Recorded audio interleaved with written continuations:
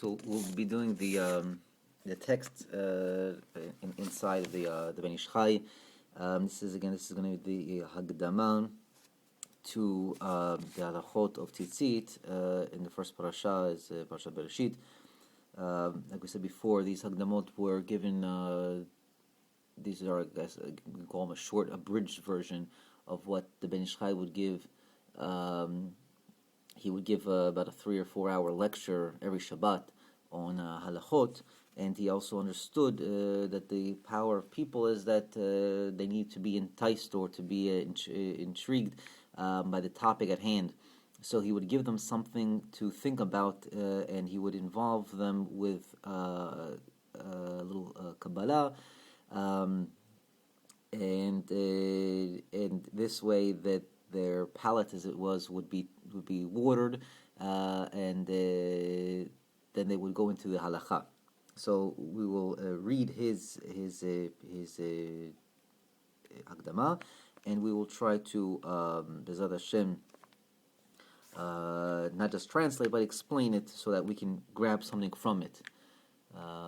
Very good. So let's begin. So it begins with a pasuk from Berishet, which tells us the following: Ve'as Hashem Elokim la'adam u'lishtok tonot or ve'yalbishem. So Hashem made for Adam, right after they sinned, they found out that they were naked, and it says they were mitboshishim, they were very embarrassed. So Hashem said, okay, no problem, I'm going to make you some clothes.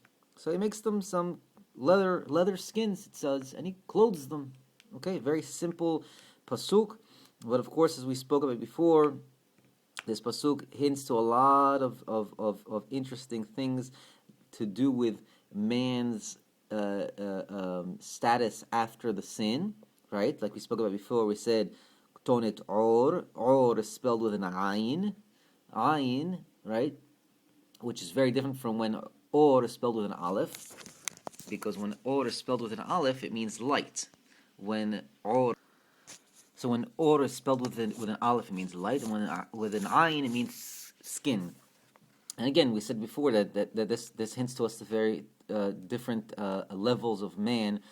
Before he ate from the tree, he was clothed in garments of light, right, with an aleph, right, as we're about to see now. And after the sin, he had what's called skin, right? That's why man today has skin, right? Okay, so let's see it inside. Hine yadua, it's known. מה שכתב רבנו אריזל בעניין הלבושים דאדם הראשון. What the Ari Kadosh writes regarding the livushim. Livush again literally means garments, and we know that garments means a few different things. It means something that you wear, but it also means the vehicle by which you understand something, and I'll explain. The Sifrei Hasidut bring down, and again, it's known things, Sfarim Kadoshim, that write that the dibur, the speech, power of speech, actually is a livush, is a garment for your machshava. Think about it. When you have a thought and you want to translate that thought to somebody else, and you want someone else to benefit from this thought by understanding it and by comprehending it and by receiving it, you need to translate. You need to water it down. It's got to be funneled into concepts of letters, and the letters have to formulate words, and the words have to formulate sentences, etc., so that the words can come across and can be understood by the recipient. So, in that regard, livush, right? So your dibur was a means by which your original thought could be translated over to the recipient. So when we talk about the livushim, we mean that he was clothed in certain garments, but it's referring to us more that this was the way that he was able to understand God. There was one level, and on that level he could sustain himself. It was a high spiritual level, and then there was the lower spiritual level that required a different way to understand God. It needed we'll call it like a different dictionary, right? He forgot, he was no longer fluent in the original language and had to then, we'll call it, had to have a dictionary, an aid. So, Kodam Achet, before the Chet, he was on a high spiritual level. Hayu Ktonet or, right with an aleph, min ha-chashmal. So again, the depth of the chashmal and all this is very deep Kabbalah. But even on a simple level, Rav Aryeh Kaplan brings it down very beautifully in his books. That the chashmal was basically was the way a person would relate to God. Again, we said it in the beginning.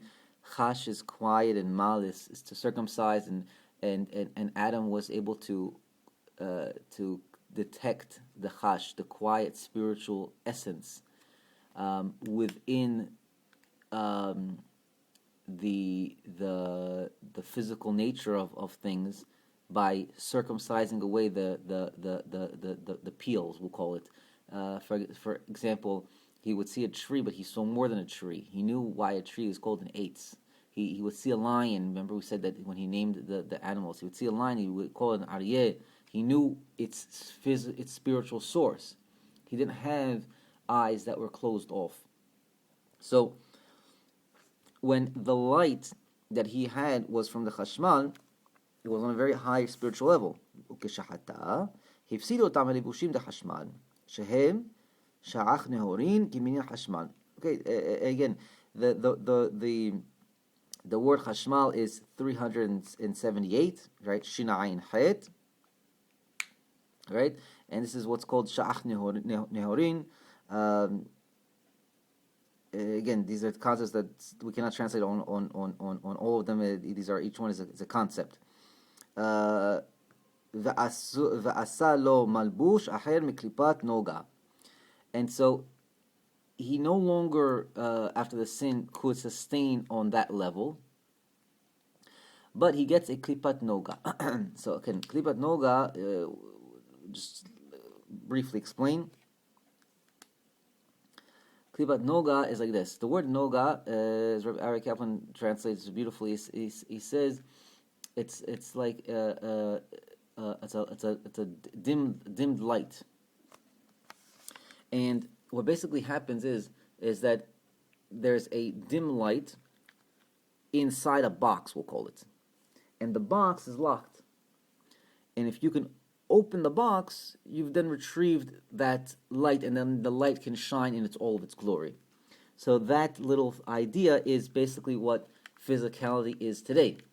Hashem left the light in physicality, and and what he basically did was he clothed it into physical terms.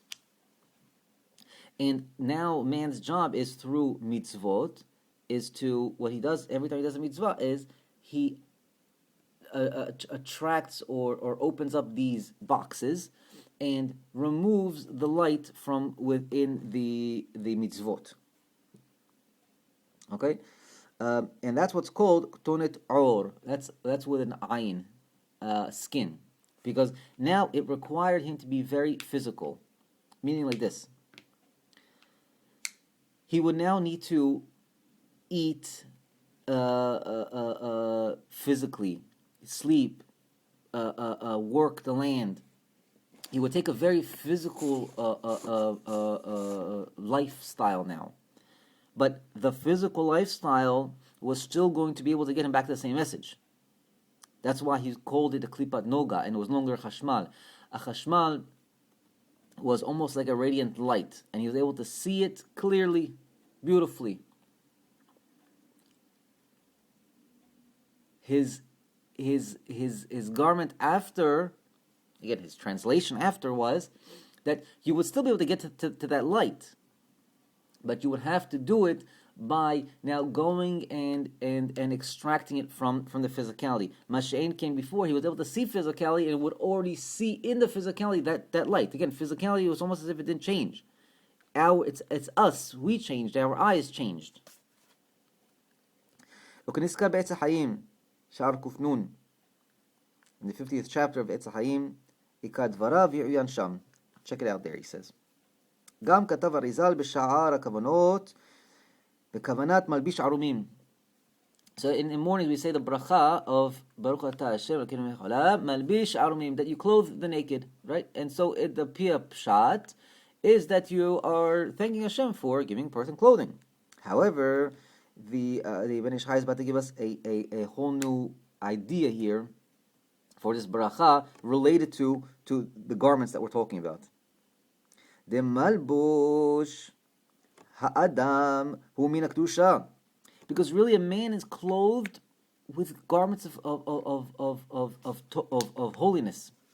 It's I think Rabbi Zamir Cohen said. I don't know if he did it or he wrote about someone who there was a study done where they had this special camera, and then they were able to detect the heat or through the heat lighting around the people, and they would see that when a person was donned in tefillin and talit, they would take a picture, and then they would take a picture of a person without it, before and after, and they would see that his heat or the lighting around it was greater with the talit and tefillin on. So man's light actually is from kedusha. Man is clothed in this holiness. But when he does chas v'shalom an avera, so the klipot, the negativity attaches onto his clothing.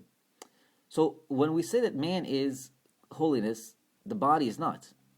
In fact, we know the body is evil, right? Not evil, but it I believe it was in the end of the Parshat Berishet, it says that in God, in God, as it was. Felt bad that he created the world because man in his heart is evil all day. What do you mean? So the Mepharshim tell us that the goof has an animal inclination. So what are we talking about? We're talking about the neshama. The neshama is pure beauty. It's pure tov. It's a chelek Elokei Meimal. It's a piece of God. So she translates into the body a holiness of light. So when she is in the body, she's giving a light over to the body, and the body then has a light. But when the body doesn't have avera, it allows a klipa, an evil force, to cling on to the light. We're about to learn in a few minutes, but light, the word light, or, doesn't just mean that a piece of light. Again, the concept of light is the ability to see. But it's also a life source. That's why we compare God to Or and Sof. He's never that doesn't end, because light is, when there is light, there is no darkness. Darkness doesn't exist in and of its own right. Darkness is the absence of light. Light is not the absence of darkness. Light is what is. Light is constantly there. But when you hide light, you're able to have evil, darkness. So darkness is evil. So again, like we said before, when does evil exist? Nighttime, because that's why a lot of things happen at night times. It's dangerous, more dangerous time, because that's when the light is absent. So similar idea. When does evil cling to a person? When light is absent. When he doesn't have era, he's shooing away some of the light. So he's becoming naked from the light.